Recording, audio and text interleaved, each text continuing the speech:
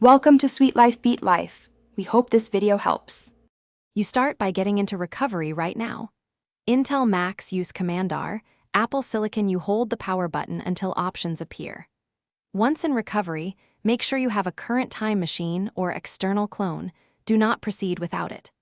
Open Disk Utility and choose View Right Arrow Show All Devices so you can see the physical disk and the app's container. You'll need to identify the internal physical disk and the app's container as distinct items before you run any repairs.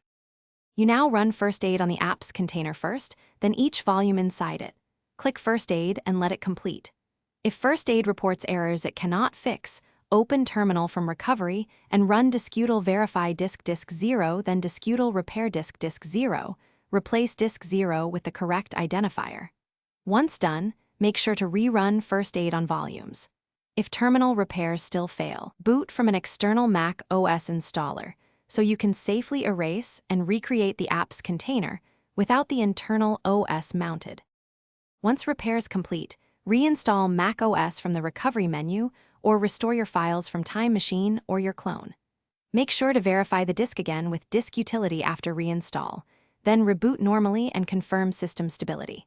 If you still see errors or the drive is slow, run Apple Diagnostics or use SmartMon tools from a bootable environment to check hardware. Key troubleshooting tip.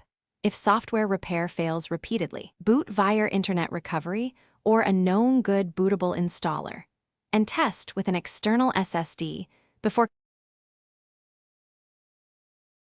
Thanks for watching. Consider subscribing if we helped you.